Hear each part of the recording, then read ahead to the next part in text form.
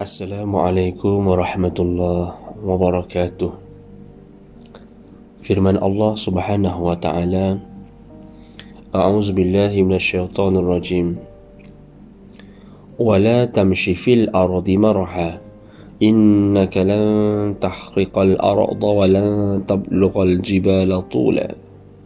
Artinya, dan janganlah engkau berjalan di bumi dengan berlagak sombong, kerana sesungguhnya engkau tidak akan dapat menembusi bumi dan engkau tidak akan dapat menyamai setinggi gunung ganang. Ayat ini adalah satu peringatan daripada Allah Subhanahu wa taala untuk mengajar kita dengan sifat tawaduk, dengan sifat rendah diri, dan menjauhi sifat-sifat sombong, menjauhi sifat-sifat bongkak dan takabur.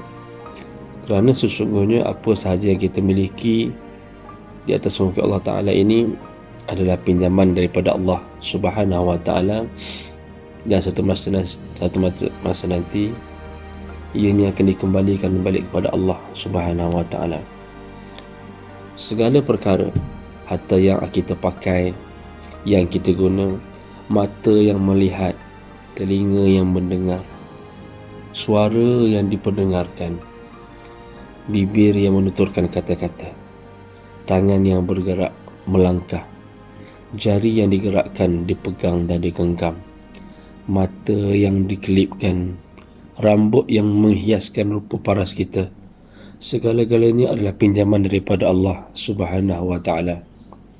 Kita dilahirkan atas muka Allah Ta'ala ini dengan segala nikmat daripada Allah Subhanahu wa taala. Maka tidak wajar sama sekali kita berlagak sombong di atas muka Allah Ta'ala ini, seakan-akan segala yang kita miliki ini adalah milik kita, bukan milik Allah Subhanahu wa taala. Dan kerana itu, kita perlu didik diri kita, perlu didik hati kita agar menjauhi sifat tersebut, bahkan sentiasa menjadi orang yang merendah diri dan tak perintah Allah Subhanahu wa taala. Itu perkara yang paling utama dan paling penting. Kerana dengan kita sentiasa mengabdikan diri kepada Allah Subhanahu wa taala, dengan sentiasa mendekatkan diri dengan Allah Subhanahu wa taala, maka kita akan diberikan ataupun dikurniakan naluri kehambaan, seorang hamba kepada Maha Penciptanya. Maka dengan izin Allah Subhanahu wa taala, segala sifat riya, takabur, sum'ah akan dihindarkan bila mana kita sentiasa meletakkan diri kita ini adalah sebagai seorang hamba Allah Subhanahu wa taala. Kita lahir dengan keadaan tiada apa-apa dan kita akan pulang juga dalam keadaan tiada apa-apa. Maka oleh kerana itu, ayat ini dengan jelas meletakkan ayat larangan, wala tamshi fil ardi maraha, dan janganlah engkau berjalan di bumi dengan berlagak sombong.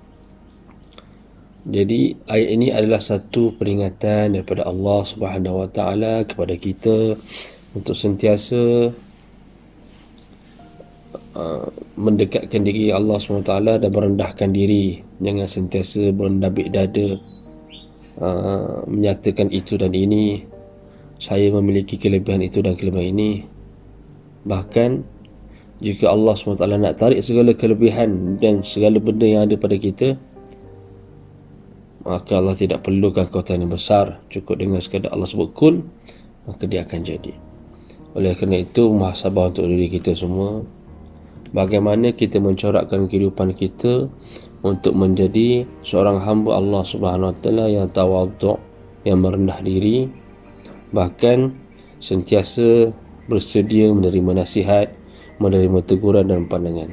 Itulah salah satu daripada terapi untuk menjadi seorang hamba Allah SWT yang rendah diri dan sentiasa menghormati orang lain.